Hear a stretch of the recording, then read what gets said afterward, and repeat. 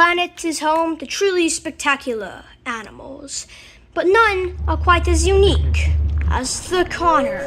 Conures live on a beautiful world, and the conure species is as diverse as its habitats. Join us as we discover the wonderful world of conures.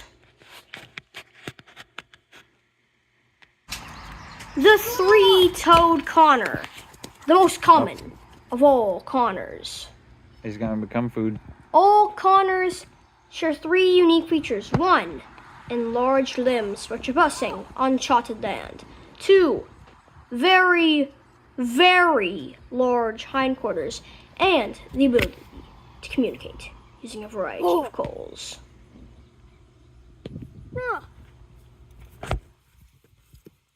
Our three-toed conure is a terrestrial species.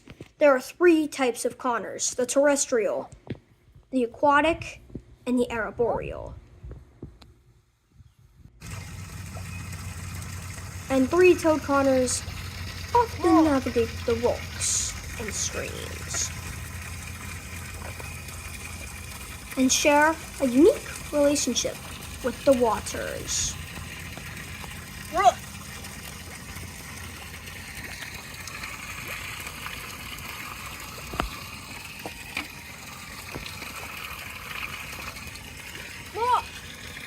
And rocks of the water. Not usually an aquatic species, but still uses the water as an excellent source of protein.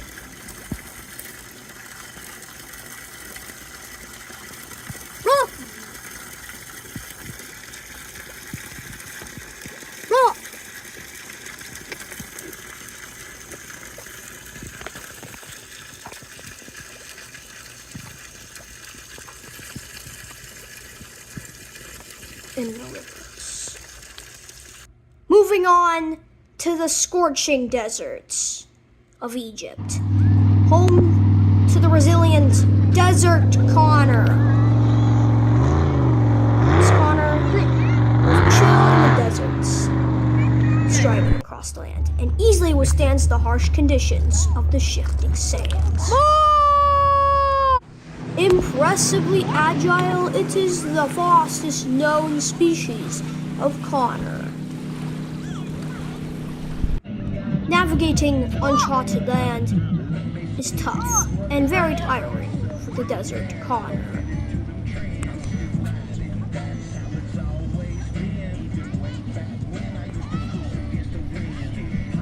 But he stops to get a drink from the river.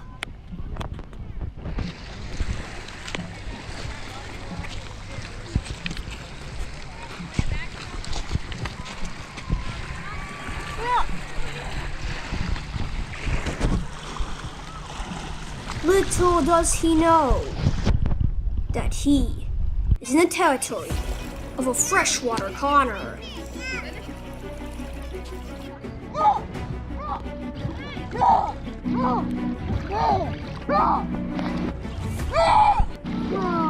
Defeated in verbal discourse, the desert conure returns to the sands it called home. For now, the coast is clear. Freshwater conures live and feed from the river.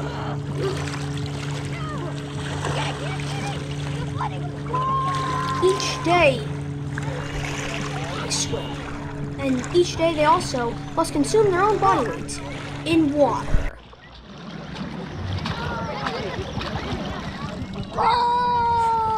This conure is an agile swimmer, and you wouldn't want to catch getting in its territory. It is aggressive and often will leap out of the water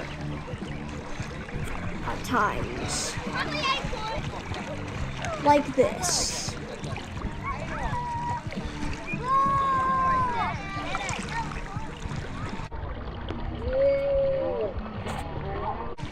And live in the deep waters of the murky, swampy river.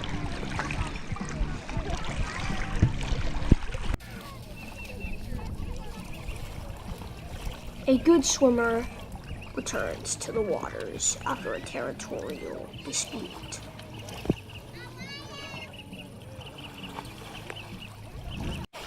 Another day on the river. Rock. The forest, home to the cunning woodland conner or tree conner. This conner stays in trees and eats the leaves and shares a relationship with the wolves in the forest. Eats the fruit off the tree and will stay in the tree for most of its life, only getting out to find a new tree or to attack an intruder. The wolves share the relationship to guard their home and also eat the fruit. Bear, did you eat a pear? Did you eat a pear?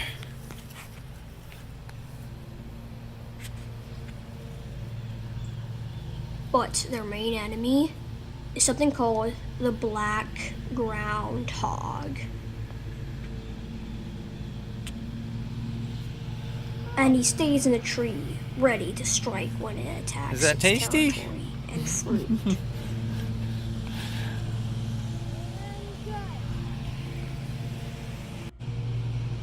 It moves to a different tree just to check it out.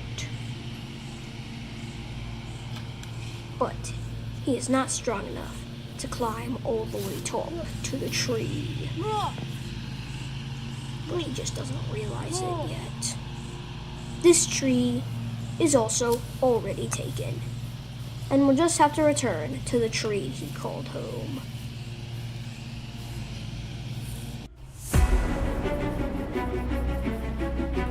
This conner hates the black groundhogs as trespassers.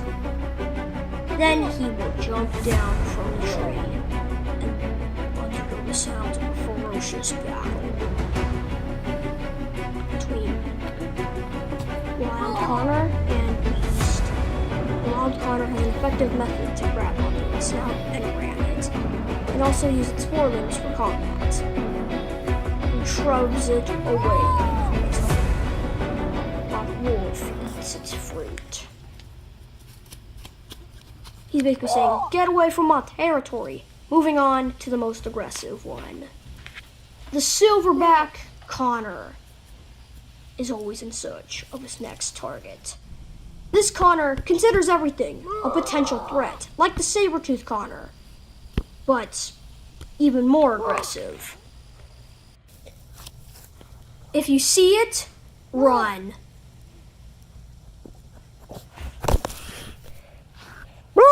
Moving on to the majestic and armored two-toed conner, which is famous for building barriers and boundaries from natural elements such as rocks. In an incredible display of grace and strength, he builds his perimeter of rocks.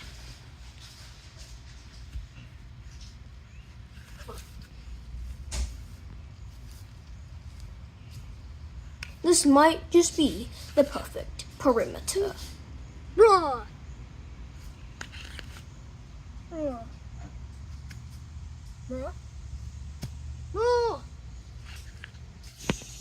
But building a perimeter like this is very tiring work, and he slaps the rocks like crazy and moves them one far out before a little rest. This is the perfect perimeter.